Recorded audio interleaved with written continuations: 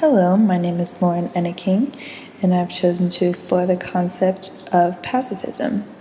And to look at this concept, I've chosen this media item of a photograph of a woman extending a flower to a line of armed soldiers.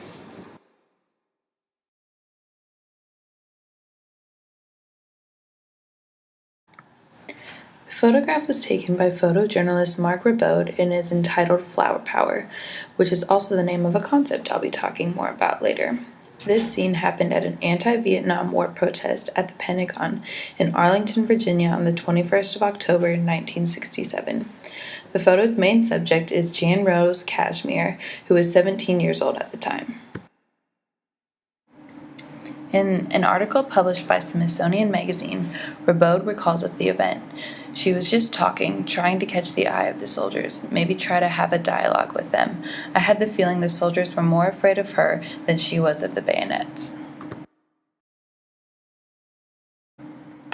Taking a step back, pacifism, defined in its simplest of terms, is an opposition to war and violence. For many, pacifism shares similar sentiments with many of the largest religions in the world, including Buddhism, Christianity, Hinduism, and Judaism. However, it should not be conflated with any sort of religious framework. The term was coined by the French peace campaigner Émile Arnaud. Arnaud formed the International League for Peace and Freedom in 1861, and in its treatise described his new political movement of pacifism. He saw pacifism to balance the violence he saw emerging in other movements of the time, such as anarchism.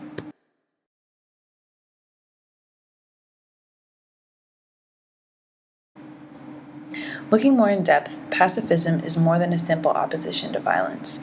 In her essay, Pacifism, A Philosophical Analysis, Jan Narveson explains that the idea of violence is evil is not an ideology that is uncommon for most to agree with. With exceptions, of course, most people with moral convictions would agree with this sentiment. She writes, "The pacifist goes a very long step further. His belief is not only that violence is evil, but also that it is morally wrong to use force to resist, punish, or prevent violence. This further step makes pacifism a radical moral doctrine." So how exactly does the Flower Power photograph embody pacifism? Perhaps the answer is a little more than obvious. It displays a person in obvious protest to violence, which may only be gathered after knowing the scene took place at an anti-war protest, using absolutely no force in doing so, unless, of course, a flower could be seen as a weapon. Like me in researching this photograph, you may be thinking, aren't there some more pictures of people giving flowers to soldiers? There are. Also, like me, you may be wondering, what's with all the flowers?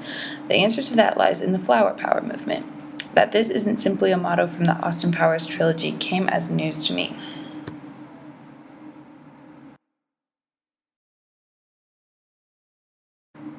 Flower Power evolved from beat poet Allen Ginsberg's essay, Demonstration or Spectacle as Example, as Communication or How to Make a March/Spectacle, in which he wrote, "Masses of flowers, a visual spectacle, especially concentrated in the front lines, can be used to set up barricades, to present to Hell's Angels, police, politicians, and press and spectators, whenever needed or at parade's end.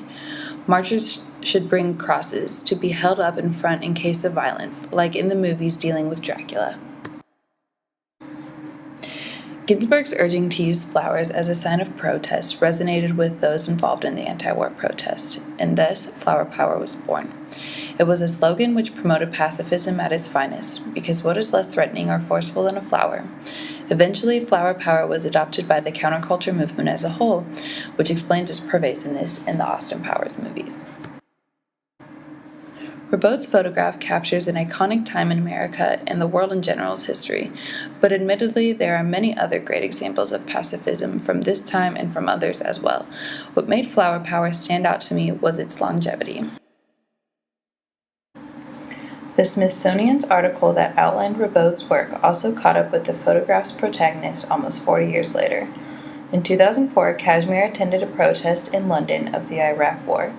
To the protest, she brought a blown-up photo of her iconic 1967 moment. Ribot photographed her again in yet another vivid example of pacifism. Of the original photograph, she told Smithsonian, All of a sudden, I realized them was that soldier in front of me, a human being I could just as easily have been going out on a date with. This perhaps captures another facet common within the pacifist ideology, which is the humanization of those that are perceived as less than.